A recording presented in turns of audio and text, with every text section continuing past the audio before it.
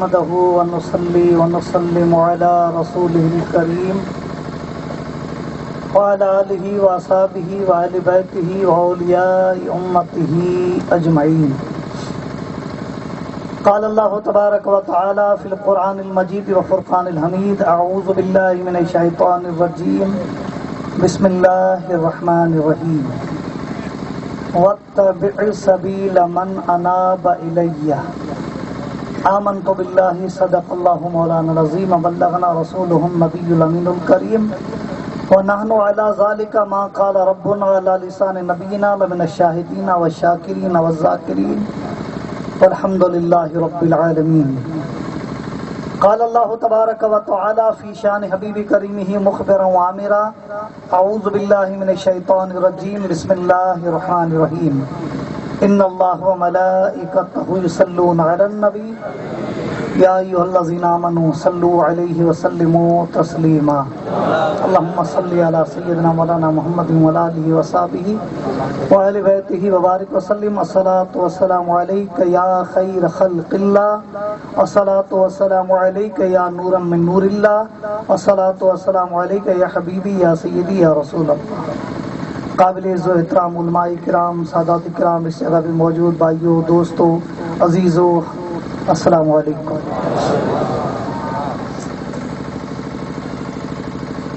ہمیں یہ حکم دیا ہے کہ ہم اللہ والوں کی اتباع اور تابع داری کریں. ایسے اتباع کی معنی ہے تابع داری یا پیچھے پیچھے چلنا. دیکھو، صحابہ کرام کے بعد جنہوں نے صحابہ کرام کو دیکھا، ان کے پیچھے آئے، انہیں تابعین کہا جاتا ہے. پھر تابعین کو دیکھنے والے تابعین. اولیاء کرام کے پیچھے چلنے کا حکم ہے. اب پیچھے چلنے کے حکم کی معنی مطلب یہ ہے کہ بھئی اولیاء کرام بھی حضور علیہ الصلوۃ والسلام کی شریعت کے پابند ہوتے ہیں. تو جب آپ لوگ ان کی اتباع کرو گی، ان کے پیچھے چلو گی، تو تم بھی حضور کی شریعت کے پابند ہو جاؤ گے. تو کم ہے نا. اور شریعت اور طریقت کوئی الگ چیز نہیں ہے. صرف مجازی ہوتے ہیں وہ مرفوع القلم ہوتے ہیں، جو مجذوب ہوں، جو ہوش میں ہی نہ ہوں، جنہیں کھانے پینے کا ہوش نہ ہو، ان کی بات الگ ہے. ان کے علاوہ کھائے ہمارے ساتھ پیے، نذرانے بھی لیتا رہے، اور پھر کہے کہ بھئی ہمیں کوئی شریعت کی ضرورت نہیں ہے، ہم تو صاحبان طریقت ہیں، تو یہ غلط ہے. صحابہ کرام پر بھی شریعت معاف نہیں ہوئی. حضور علیہ الصلوۃ کے وہ صحابی جنہیں حضور علیہ الصلوۃ نے جنت عطا فرما دی تھی، خود حضور نے فرمایا تھا: صلی یا ربیہ. انہوں نے عرض کی تھی: اسألوک مرافقتک فی الجنت. یا رسول اللہ، میں آپ کی رفاقت میں جنت میں رہنا چاہتا ہوں، آپ کی غلامی میں. سرکار نے جنت عطا فرما دی. لیکن بعد میں فرمایا کہ اب ربیہ تم بھی ایک کام کرنا کہ آج کے بعد زیادہ سے زیادہ اللہ کی عبادت کرنا. اب یہ تو نہیں فرمایا کہ اب جنت تو مل گئی، اب نمازیں چھوڑ دیں، اب جنت مل گئی، اب تجھے روزوں کی ضرورت نہیں ہے، تلاوت قرآن مجید کی ضرورت نہیں ہے، زکوٰۃ دینے کی ضرورت نہیں ہے. یہ تو حضور نے نہیں فرمایا. اور نہ وہ صحابی نے حضور کی بارگاہ میں عرض کی کہ آقا، نمازیں اس لیے پڑھتے ہیں کہ جنت ملے، نیک اعمال تو اس لیے کیے جاتے ہیں کہ جنت ملے. اب تو جنت تو آپ کے کرم اور توفیل سے مل گئی، اب مجھے ضرورت کیا نمازیں پڑھ. نہیں، وہ صحابی پہلے سے زیادہ اللہ کی عبادت گزار بن گئے. تو کوئی شریعت اور طریقت الگ چیز نہیں ہے. یہ شریعت کا ہی اونچا مقام ہے، یہ شریعت ہی کا اونچا مقام ہے جسے طریقت کہا جاتا ہے. حضرت امام ربانی مجدد الفسانی نے فرمایا ہے کہ یہ بال ہوتے ہیں نا جو سر پہ، اس میں اپنے مانگ نکالتے ہیں کنگھی کے ذریعے، تو یہ شریعت ہے، یہ بال ہیں، اور طریقت ہے، یہ مانگ ہے. اگر بال ہی نہیں ہوں گے تو پھر مانگ کیسے نکالیں گے؟ ایک بزرگ فرماتے ہیں کہ یہ جو دودھ ہوتا ہے نا، تو دودھ کو اگر اس میں چھاچھ ڈالو اور اس میں سے مکھن نکالو، گھی نکالو، تو شریعت دودھ ہے اور طریقت مکھن ہے۔ اب دودھ ہی نہیں ہوگا تو مکھن کہاں سے آئے گا؟ ایک بزرگ فرماتے ہیں کہ کوئی بھی پھل ہوتا ہے نا، کوئی بھی پھل، اس کی کھال اور اس کا مغز ہوتا ہے۔ آم ہے، کیلا ہے، اب یہ شریعت ہے، یہ کھال ہے، اور طریقت اس کا مغز ہے۔ اگر کھال نہیں ہوگی تو مغز کو کیڑے کھا جائیں گے، تو اگر شریعت نہیں ہوگی تو طریقت کہاں سے آئے گی؟ تو یہ ضروری ہے کہ شریعت کے ساتھ طریقت بھی ہونا چاہیے۔ طریقت اور شریعت دونوں لازم و ملزوم ہیں۔ تو اولیاء کرام سب سے زیادہ شریعت کے پابند ہوتے ہیں، اور شریعت یا دین اس کا ستون ہے نماز، الصلاۃ عماد الدین۔ اور اولیاء کرام جتنے بھی اولیاء اللہ ہیں نا، دیکھو ان کی اسما جو بھی ہوں، لیکن آپ ان کے القاب دیکھو تو اس میں یہ ہوگی خواجہ صاحب، نام جو بھی ہو، حسن ہو، لیکن معین الدین، دین کے مددگار۔ یہ حضرت غریب نواز نامی اسم گرامی عبد القادر ہے، لیکن محی الدین، دین کی زندہ کرنے والے، دین کی زندہ کرنے والے۔ یہ محبوب الہی نظام الدین، کوئی قطب الدین، کوئی فرید الدین، سب میں دین لگا ہوا ہے کہ یہ سب دین کے معاون اور مددگار ہیں، یہ دین کو زندہ کرنے والے ہیں، یہ دین کے مددگار ہیں۔ تو اولیاء کرام دنیا میں آئے اس لیے کہ لوگوں کو اسلام کا اور دین کا راستہ بتائیں۔ یہ ہمارے خطیب مولانا محمد ادریس رضا صاحب سرکار غوث اعظم عبد القادر جیلانی رضی اللہ عنہ کی شان اقدس میں بیان فرما رہے تھے۔ کوئی علم پڑھنے گئی، جب پہلی بار آپ جب علم کے لیے بغداد کا ارادہ فرمایا، تب اپنی والدہ سے اجازت لی کہ اماں مجھے اجازت دو کہ میں بغداد شریف جا کے علم حاصل کروں۔ تو والدہ نے یہ پوچھا کہ بیٹا تم علم پڑھ کے کرو گی کیا؟ والدہ نے یہی سوال کیا تھا، کرو گی کیا؟ تو سرکار غوث اعظم عبد القادر جیلانی نے یہی جواب دیا کہ میں علم پڑھ کے نانا جان کے دین کی خدمت کروں گا۔ اور یہ جذبہ تھا جس کے تحت چلے کہ گمراہوں کو سیدھا راستہ بتاؤں گا۔ جب تو آپ کوئی بیل تھا کھیتی کے لیے، ورثے میں ملا تھا آپ کو، پنچکی اور ایک کوئی بیل آپ کو ملا تھا، تو کھیتی کر رہے تھے، تو اس بیل نے مڑ کے آپ کو فصیح زبان سے کہا کہ عبد القادر تجھے اللہ نے اس لیے نہیں بنایا۔ وہ صرف اتنا ہی بولا، پھر آگے نہیں بولا، اب جانور ہے، اب آگے کیا بولے، صرف اتنا ہی بولا۔ اب سرکار غوث اعظم عبد القادر جیلانی فرماتے ہیں کہ میں اپنے ایک جانور سے ایسا کلام سنا تھا، تعجب ہوا، تو میں اپنے گھر کی چھت پہ چڑھ گیا، تو میں نے دیکھا کہ وہ حج کے ایام تھے اور حجاج کرام عرفات کے میدان میں کھڑے تھے۔ اب ظاہر بات ہے کہ جیلان سے تو بغداد شریف عرفات بہت دور ہے، جیلان سے تو عرفات کا میدان بہت دور ہے، لیکن فرماتے ہیں کہ مجھے عرفات کا میدان نظر آئے۔ پھر وہاں سے اترے اور والدہ کی بارگاہ میں عرض کی کہ اماں مجھے اجازت دو کہ میں علم پڑھوں۔ اب وہاں سے عرفات کا میدان اس لیے نظر آیا کہ آپ کو یہ سمجھایا جا رہا ہے، گنبد خضرا نظر نہیں آیا، کعبہ نظر نہیں آیا، عرفات کا میدان اس لیے نظر آیا کہ آپ کو یہ ایک سبق دیا جا رہا ہے کہ اللہ پاک نے تجھے کھیتی کے لیے نہیں بنایا، تو اپنے آپ کو پہچان لے۔ عرفات کے معنی پہچاننا، تو اپنے آپ کو پہچان لے کہ اللہ نے تجھے کھیتی کے لیے پیدا نہیں کیا۔ اب تو اپنے آپ کو پہچان لے، اللہ نے تجھے اس لیے بنایا ہے کہ تو گمراہوں کو سیدھا راستہ بتائے، تو رسول اللہ کے امتیوں کی خدمت کرے، دین کا راستہ بتائے۔ اب ظاہر بات ہے کہ دین کا راستہ وہی بتائے گا جس کے پاس علم ہوگا، بغیر علم کی کیسے بتائے گا؟ اب علم ہی نہیں ہو اور پھر فاتحہ پڑھانے اس کے پاس جاؤ تو وہی مول صاحب والی وہ کیسی وہ اسکرین ٹچ فاتحہ ہوگی، وہی ہوگی نا۔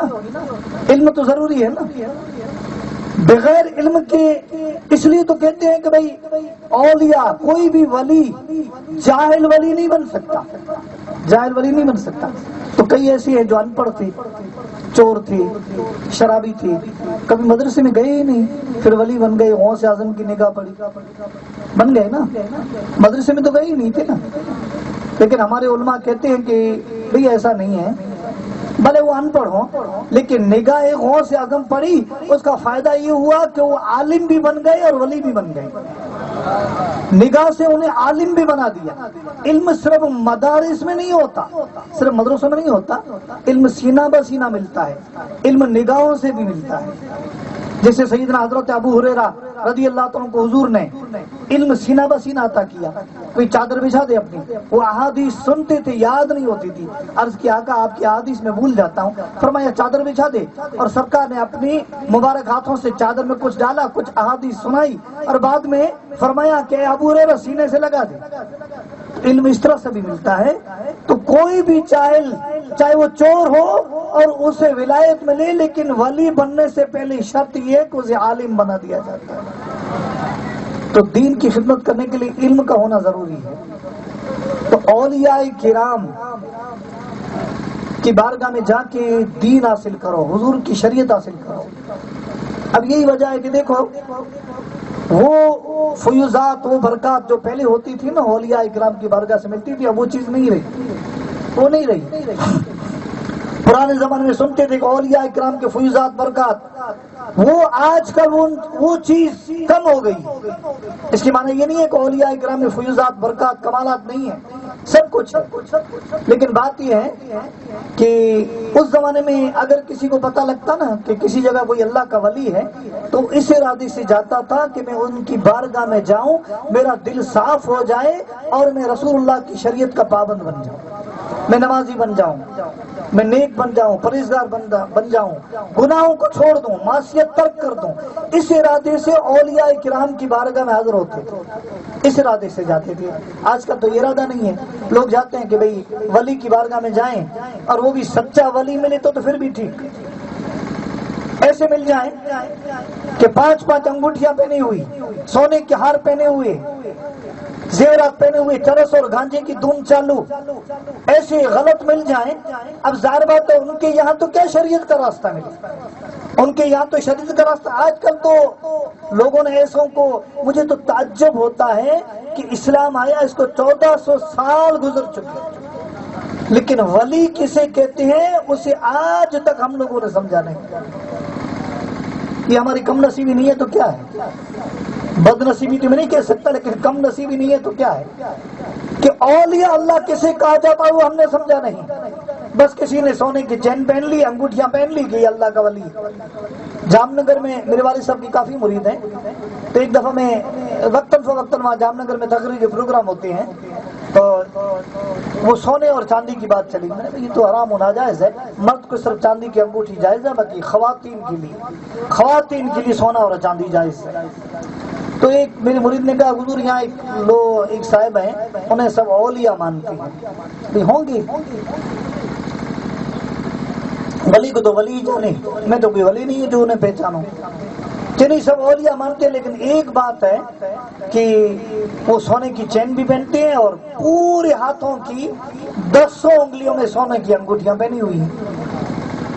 میں نے کہا بھائی اب وہ تو آپ جانو کہ ہم تو ان کے یہاں جاتے ہیں۔ میں نے کہا ان کو مسئلہ سنا دینا ہے نا، ان کو ایک مسئلہ کہہ دینا کہ یہ تو حرام و ناجائز ہے اور یہ ولایت کیسی ہے۔ وہ صاحب گئے، مسئلہ سنایا، دوسرے دن میرے پاس آئے، کہا بھائی میں نے ان کو کہا، تو اس نے کہا کس نے کہا ہے؟ تو ہمارے احمد شاہ، ہمارے پیر و مرشد نے کہا ہے کہ حرام و ناجائز ہے، کہ تمہارے پیر صاحب کے پاس علم نہیں ہے، علم نہیں ہے۔ ان سے کہہ دینا کہ حضرت علی شیر خدا کے روزے پہ سونا کتنا ہے، کہہ دینا امام حسین کے روزے پہ سونا نہیں ہے، یہ حضور علیہ السلام کے مزار پہ قندیلیں نہیں لگی ہوئی ہیں سونے کی، علی شیر خدا حضرت عباس علمبردار کے روزے پہ مینار سونے کا نہیں بنا ہوا ہے، میں نے تو صرف انگوٹھیاں پہنی ہیں۔ تمہارے پیر صاحب سے کہنا ان کے پاس علم نہیں ہے۔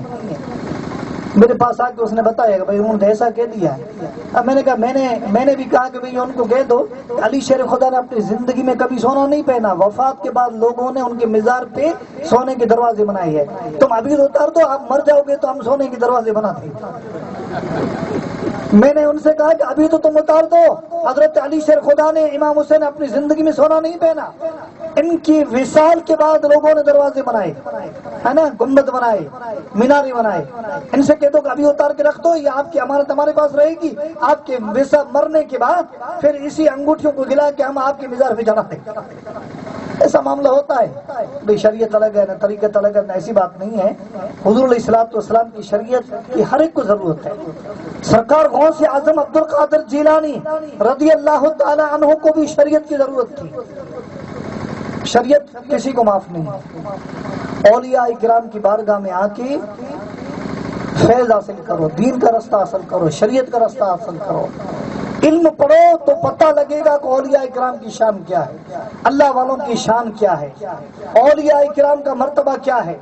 آج کل تو لوگ کیا ہے کہ کوئی ایسا فقیر ہو، ٹوٹے پھوٹے کپڑے ہوں، جھوپڑی میں بیٹھا ہو، اسے ولی سمجھ لیتی ہیں، حالانکہ ایسی بات نہیں ہے۔ ارے میں تو کہتا ہوں بھلے وہ 10 لاکھ یا 40 لاکھ کے بنگلے میں کیوں نہ بیٹھا ہو، بھلے وہ اونچے مکان میں کیوں نہ بیٹھا ہو، وہ 10 لاکھ کی گاڑی میں کیوں نہ چلے، لیکن اس کے دل میں اللہ اس کے رسول کی محبت ہونی چاہیے، اس کے دل میں اللہ اس کے رسول کی محبت ہونی چاہیے۔ اور جھوپڑی میں بیٹھا ہو اور لوگوں کو دھوکہ دیتا ہو، وہ ولی نہیں ہو سکتا۔ وہ جھوپڑی میں بیٹھا ہو، نماز ترک کرتا ہو، ولی نہیں ہو سکتا۔ ولی تو اسے کہتے ہیں جو ایسی میں بیٹھا ہو اور 20 لاکھ کے بنگلے میں بیٹھا ہو اور اسے ایسی میں سکون ملتا ہو، اور پھر جب اللہ کی بارگاہ میں مسجد میں جائے اور چٹائی پہ سر رکھے تو 80 لاکھ کے بنگلے سے زیادہ اسے چٹائی پہ سکون ملے۔ اللہ کی بارگاہ میں سر جھکائے اور اسے سکون ملے تو سمجھ لو اس کے دل میں اللہ اس کے رسول کی محبت ہے، اللہ اس کے رسول کی محبت ہے۔ لوگ تو سمجھتے ہیں کہ بھائی صرف ٹوٹے پھوٹے کپڑے ہوں اور بس گانجے اور چرس کا دم بڑھتا رہے وہی اللہ کا ولی ہے۔ نہیں، جس کے دل میں اللہ اس کے رسول کی محبت اور اللہ اس کے رسول کی طرف رجوع ہو وہی اللہ کا ولی ہے۔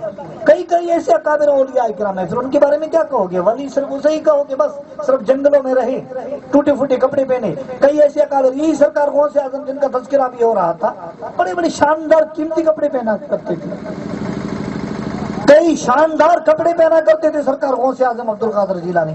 فاقہ کشی میں بھی زندگی گزاری، بغداد کے جنگلوں میں 40 دن تک بھوکے رہے، 40 دن تک بھوکے رہے، یہاں تک کہ آواز آتی کہ عبد القادر جیلانی تجھے میری قسم ہے تو کھا لے، قسمیں دے دے کے کھلاتا ہے تو پلاتا ہے تجھے، تیرا اللہ ہے چاہنے والا تیرا۔ فاقہ کشی بھی کی، اور یہی سرکار غوث اعظم عبد القادر جیلانی نے طرح طرح کے طعام بھی کھائے، مرغیاں بھی کھائی، لیکن دل میں اللہ اس کے رسول کی محبت۔ اگر فاقہ کشی ہے تو بھی اللہ کو نہیں بھولے، اور اگر اونچے طعام کھائے تو بھی اللہ کو نہیں بھولے، ہر وقت اللہ اس کے رسول کی یاد دل میں ہے۔ یہ ہمارے نقشبندی طریقہ ہے ہمارا، میں نسبن جیلانی اور ایسے مشربن طریقتاً میں نقشبندی ہوں۔ ہمارے نقشبندی طریقے کے بزرگ ہیں سید عبید اللہ احرار، بہت بڑے بزرگ اپنے دور کے گزرے ہیں، اور مولانا جامی رحمۃ اللہ علیہ جن کو بہت بڑا عاشق رسول کہتے ہیں، بڑی مطلب آپ کی تصانیف ہیں، نفحات الانس وغیرہ، یہ کتابیں آپ کی مشہور ہیں، شرح جامی، اس کے علاوہ زلیخا ایک کتاب ہے جو آپ نے لکھی ہے، وہ بھی حضرت مولانا جامی رحمۃ اللہ علیہ کی تصنیف ہے۔ حضرت مولانا جامی رحمۃ اللہ علیہ کی مدارج النبوت بھی شاید آپ کی ہے، حضرت مولانا جامی رحمۃ اللہ علیہ کی، یا شاہ عبد الحق محدثی دہلوی کی ہے، وہ مجھے اچھی طرح سے معلوم ہے، لیکن کئی تصانیف آپ کی ہیں۔ حضرت مولانا جامی رحمۃ اللہ تعالی علیہ بھی حضرت عبید اللہ احرار کے مرید ہیں۔ یہ حضرت عبید اللہ احرار اپنے دور کے ولی کامل تھے، لیکن ان کا یہ عالم تھا کہ ان کے جانور تھے وہ سونے اور چاندی کی زنجیروں میں باندھے جاتے تھے، سونے اور چاندی کی زنجیروں میں، اور جو میکھیں گاڑتے تھے، میکھیں جس میں ہم جانور باندھتے ہیں نا، لوہے کی میخ ہوتی ہے، لکڑی کی ہوتی ہے نا، لیکن وہ سونے اور چاندی کی میکھیں ہوتی تھی۔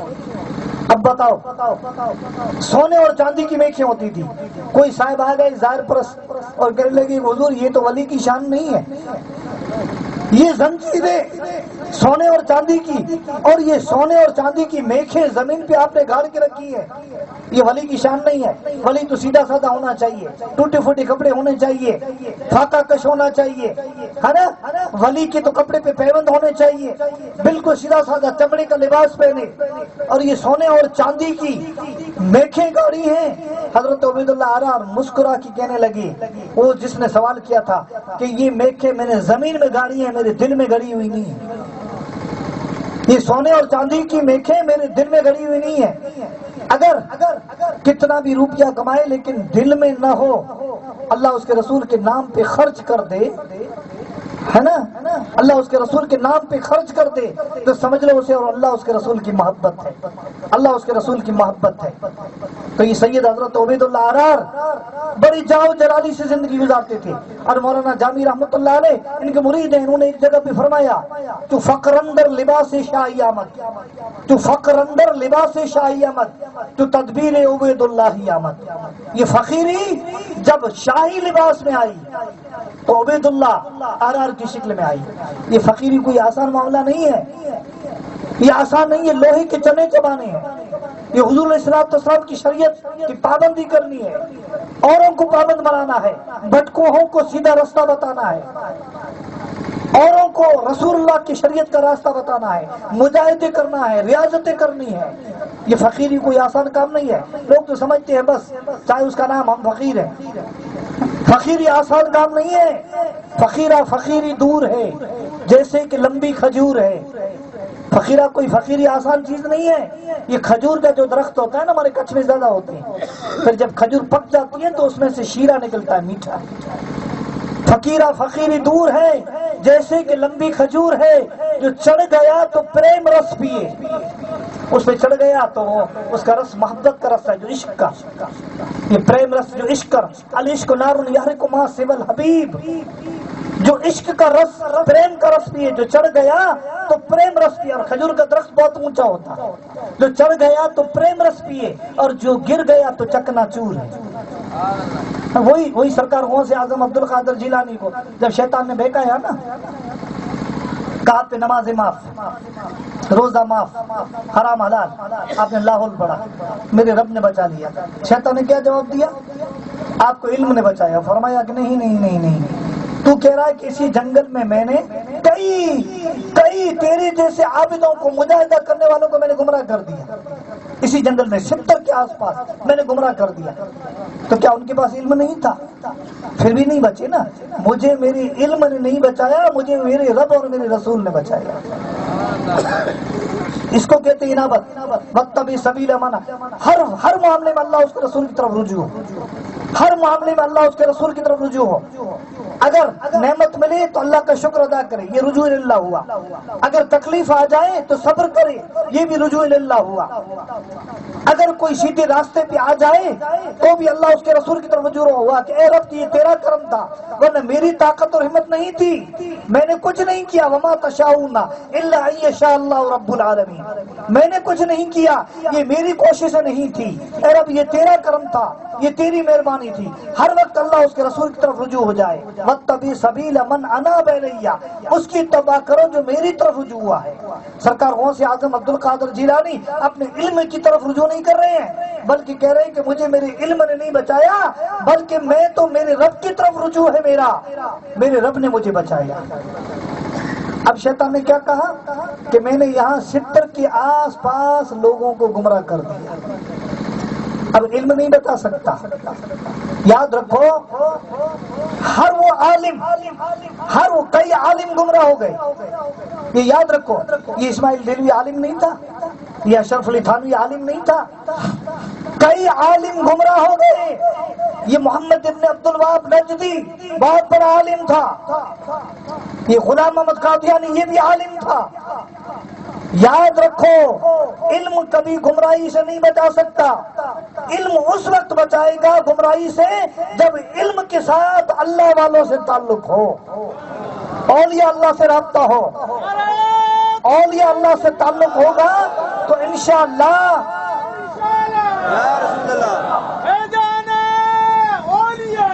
اولیاء اللہ سے تعلق ہوگا تو انشاءاللہ اولیاء اللہ کی صحبت اور علم دونوں مل جائیں گے.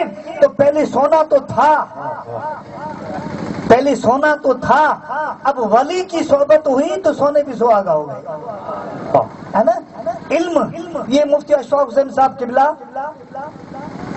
کا تذکرہ کر رہے تھے. ہم جب لونی شریف میں پڑھتے تھے اس زمانے میں آپ تشریف لے آتے تھے وہاں, اور لگ بھگ ختم بخاری شریف مفتی اشفاق حسین صاحب قبلہ کے ذریعے ہوتی تھی.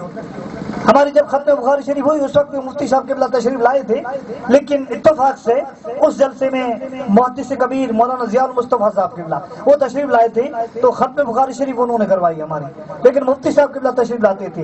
تو مفتی اشفاق حسین صاحب صرف عالم نہیں بلکہ اللہ کے ولی تھے. سبحان اللہ. پیر صاحب قبلہ حاجی محمود شاہ صرف عالم نہیں اللہ کے ولی تھے. پیر محبوب حسن صاحب صرف عالم نہیں اللہ کے ولی تھے. تو علم ہو اور اگر اللہ والوں سے تعلق نہ ہو تو علم بھی بچا نہیں سکتا. ہمارے یہاں بنی میں عالم تھا ایک بہت بڑا, اس کا نام تھا عبد الرحیم. اللہ والوں سے تعلق نہیں تھا, پیری مریدی کا انکار کر دیا. حضرت حاجی علی پرشا رحمۃ اللہ علیہ کے سب خاندان مرید تھا. اس کا باپ بھی مرید, دادا بھی مرید. اس نے منع کر دیا کہ نہیں, میں علی اکبر شاہ رحمۃ اللہ علیہ کا مرید نہیں بنوں گا, میں تو عالم بن گیا ہوں. خدا کی شان عقیدہ بدل گیا, اور بھوج اور بنی کا پورا علاقہ آج بھی اہل حدیث غیر مقلد ہے. وہ اسی عبد الرحیم نے سب کو, خود تو عقیدہ بدلا, سب کو وہابی بنا دیا. اور حضرت حاجی علی کو شاہ رحمۃ اللہ علیہ کے پاس اس کا ابا آیا, حضور دعا کرو میرا بیٹا تو بہک گیا.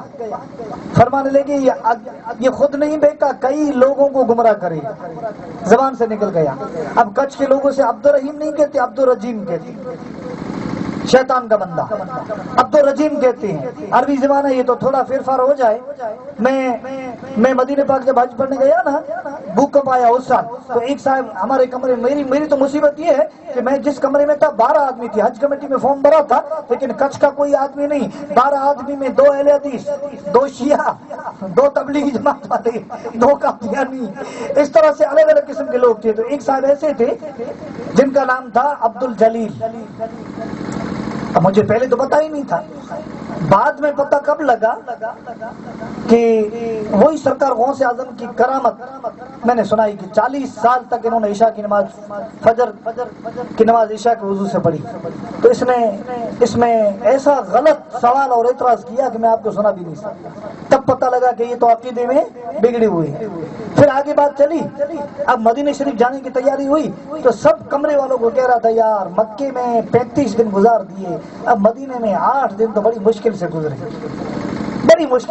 گے.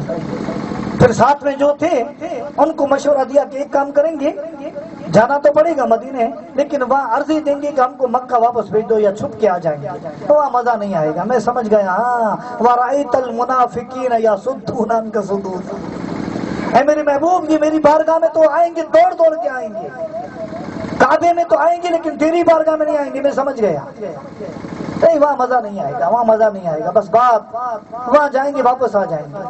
خدا کی شان مدینے جب پہنچے تو ہم 3 دن کے بعد پہنچے تو وہاں اتفاق سے ان کے ساتھ جو تھے نا وہ مجھے مل گئے. میں نے کہا وہ آپ کے ساتھی کہاں گئے؟ اب ان کو میں عبد الجلیل کہتا تھا, جلیل نہیں, اور ان کو جلیل کیسے ہو تو بہت خوش ہو جاتا, تو عربی سے تو واقف ہی نہیں تھا. میں نے کہا جلیل بھائی کہاں گئے؟ جلیل کہاں گیا بھائی؟ تو کیا میرا جلیل کہاں گیا؟ تو اس نے کہا یہ تو یہاں نہیں ہے.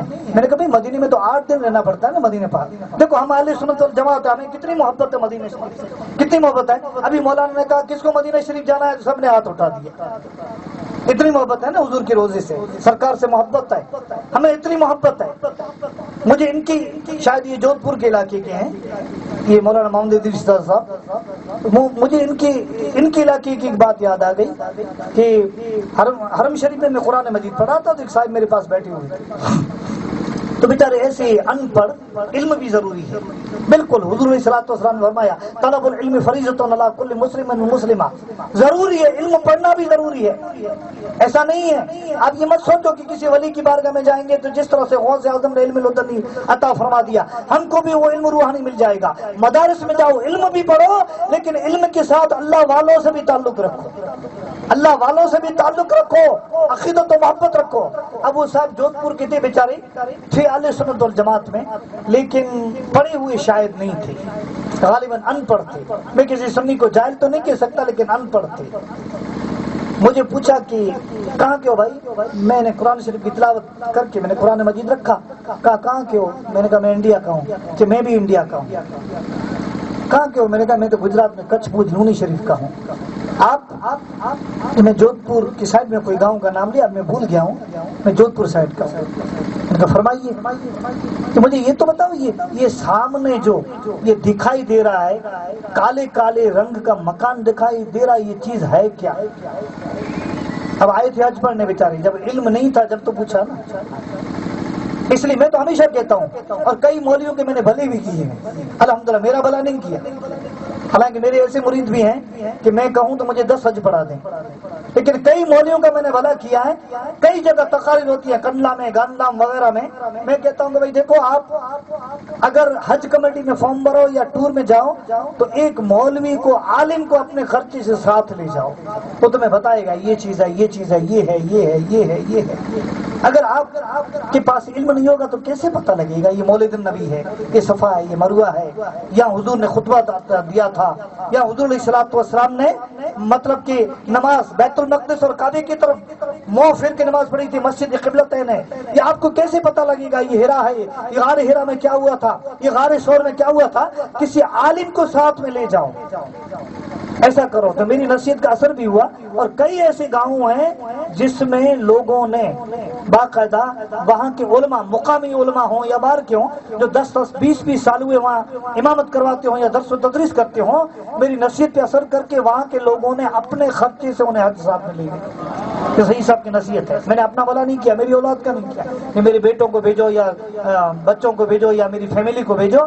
کئی مولویوں کو میں نے باقاعدہ ایک دفعہ تو گاؤں میں تقریر تھی، میں نے مولانا سے پوچھا کہاں یہاں پڑھاتے ہو کتنے؟ 15 سال ہو گئے. 15 سال ہو گئے. تو میں نے کہا کہ آج تو تقریر میں کہوں گا کہ گاؤں والوں کو شرم آنی چاہیے. مولانا 15 سال ہوئے پڑھاتے ہیں، ناچ گانے میں پیسے بگاڑتے ہیں، قوالوں پہ پیسے بگاڑتے ہیں اور مولانا صاحب کو حج نہیں کراتے. میں نے کہا آج تو میں تقریر میں اعلان کروں گا پورے گاؤں والوں کو پتہ لگے. ایک وکیل صاحب تھے وہ تقریر سے پہلے آئے کہ مہربانی کر کے تقریر میں مت کرانا، میں اپنی طرف سے 3 آدمیوں کو حج پہ بھیجتا ہوں، ایک ان میں سے مولانا اور 2 سید. تقریر میں مت کرنا، پوری گاؤں کی عزت کا سوال ہے، پوری گاؤں کی عزت کا سوال ہے. تو علم کا ہونا بھی ضروری ہے، اولیاء کرام سے تعلق ہونا بھی ضروری ہے، دونوں لازم و ملزوم ہیں. تو بیچارے ان کے پاس علم نہیں تھا اور شاید ٹور میں نہیں آئے تھے، حج کمیٹی میں آئے تھے. اب حج کمیٹی میں تو کیا معاملہ ہے، خدا خیر کرے، یہ جائیں گے تو پتہ لگے گا.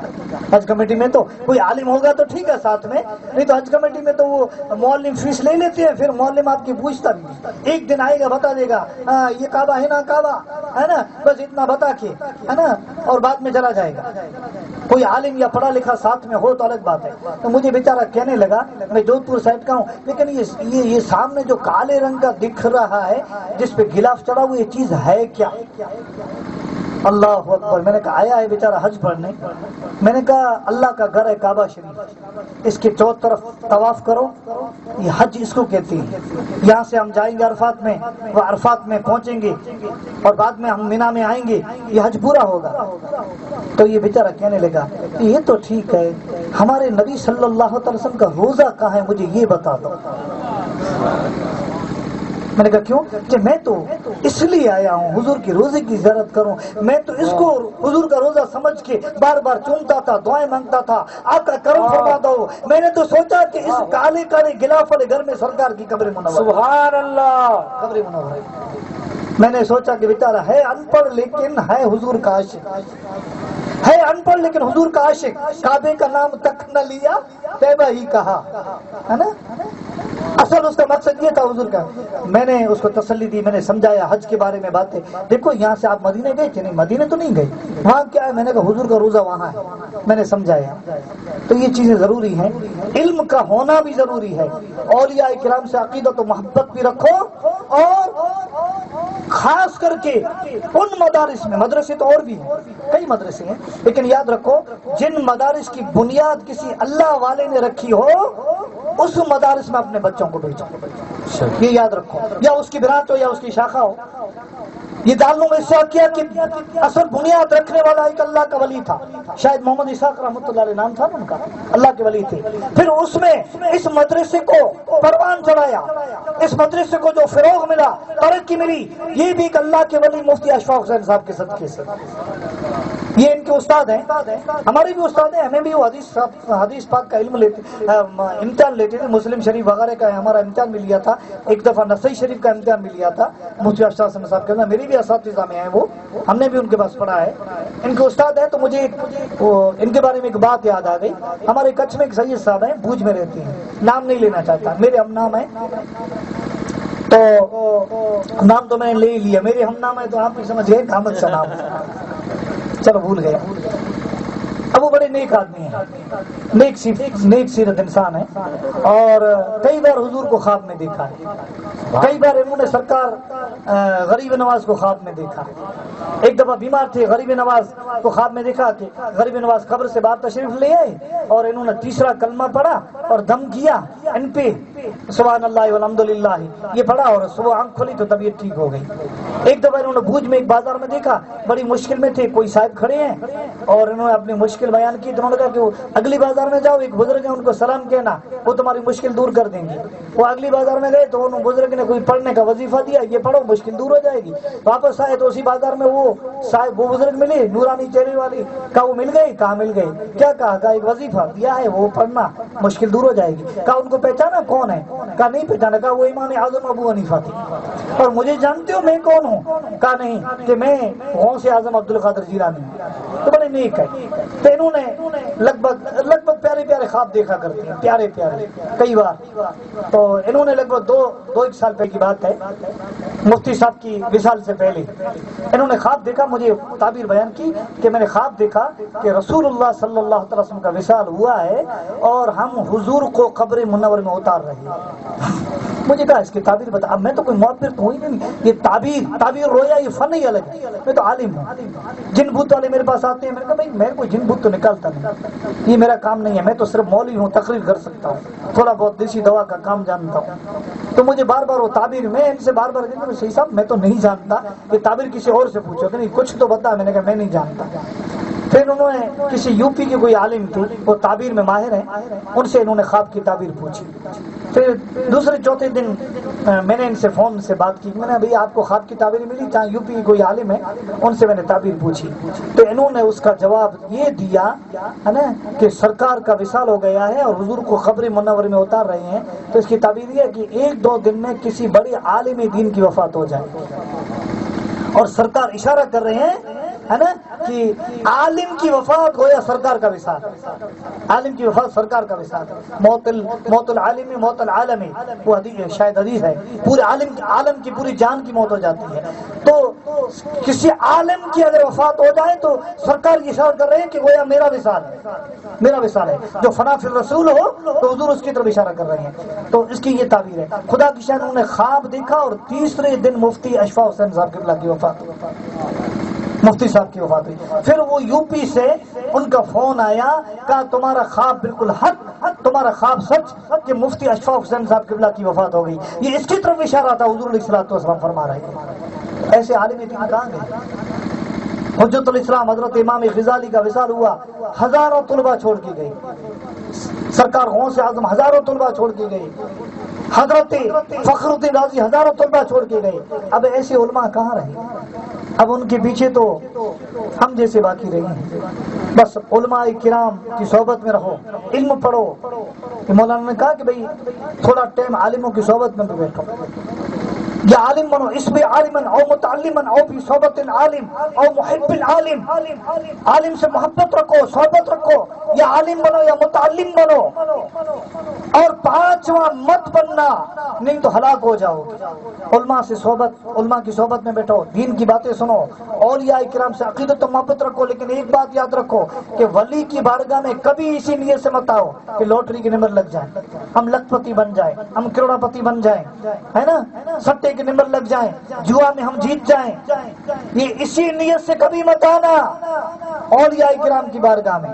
لوگوں کو تو سمجھداری نہیں ہے۔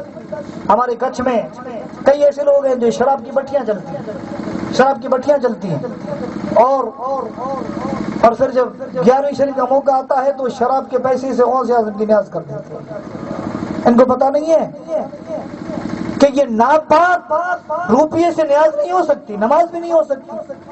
لوگوں کو سمجھدار نہیں ہے۔ آج کل اولیاء کرام سے صرف عقیدت و محبت کا نام لیتے ہیں۔ اب میں نے باقاعدہ ایک جگہ پہ ہمارے کچھ میں دیکھا حجامت بنانے کی دکان، مولانا تعجب کی بات ہے، حجامت بنانے کی دکان، اور وہ بھی حجامت ایسے نہیں ہے کہ چہرہ بناتا ہو، داڑھی مونڈنے والا، اور باقاعدہ اس میں لکھا ہوا غریب نواز ہیئر کٹنگ سیلون۔ ارے بے وقوف، تجھے تو اس میں یزید ہیئر کٹنگ سیلون نام رکھنا تھا، یزید داڑھی کٹاتا تھا، تجھے یہ نام رکھنا تھا۔ غریب نواز رکھنے کی ضرورت کیا تجھے، جب تو داڑھی مسلمانوں کی مونڈ رہا ہے تو یہ نام رکھنے کی تجھے ضرورت کیا؟ ایک دفعہ باقاعدہ ایک شہر میں دکان آج بھی موجود ہے، فلم کی کیسٹ ہے، فلم ہمارے وہاں حاجی پیر رحمۃ اللہ علیہ بہت بڑے بزرگ ہیں، بہت بڑے بزرگ ہیں، حضرت بہاؤالدین زکریا ملتانی رحمۃ اللہ علیہ کی سگے پر پوتے ہیں، حضرت بہاؤالدین زکریا ملتانی رحمۃ اللہ علیہ کی، جن کا لقب تھا غوث العالمین، جن کے خدام بھی لکڑیاں کاٹنے جاتے تھے تو درختوں پہ لکڑیوں پہ کلاڑی مارتے تھے اور لا الہ الا اللہ کا ذکر کرتے تھے۔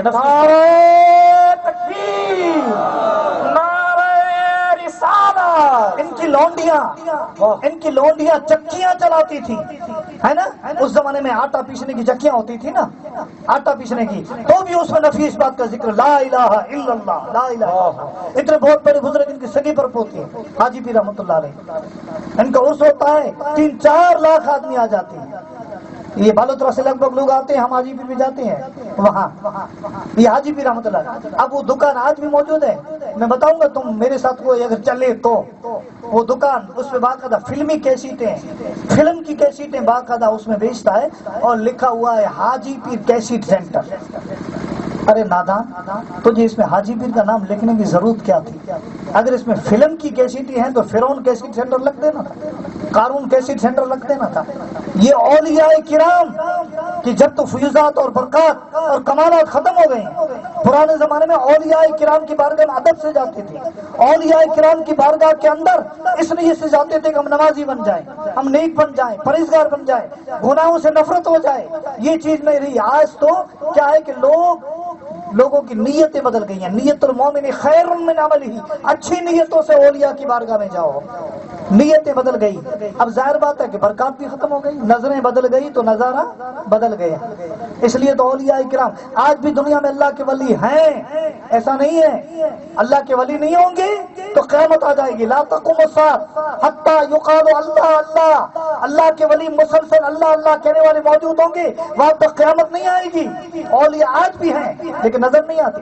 پہلے بغداد میں، جیلان میں، ادھر جاؤ ادھر، ہر جگہ اللہ کے ولی نظر آتے۔ دہلی میں کئی اولیاء اللہ، اور آج ہیں پھر بھی نظر نہیں آتے، کیونکہ اللہ کے ولیوں نے سوچا کہ اب لوگوں کی نیتیں وہ نہیں رہی، اب تو لوگ صرف دنیا کے فائدے کے لیے آتے ہیں، اس لیے ولی اللہ بھی نظروں سے چھپ گئے ہیں، پھر بھی چھپ گئے۔ اللہ کے ولی ہیں پھر بھی انہوں نے اپنے آپ کو چھپا لیا۔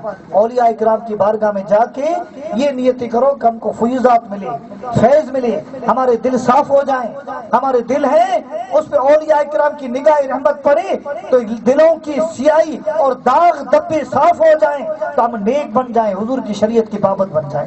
اللہ آپ کو اور مجھے علم پڑھنے کی، اولیاء کرام سے عقیدت اور محبت رکھنے کی اللہ پاک ہمت و توفیق عطا فرمائے۔ وما علینا الا البلاغ، وآخر دعوانا الحمدللہ۔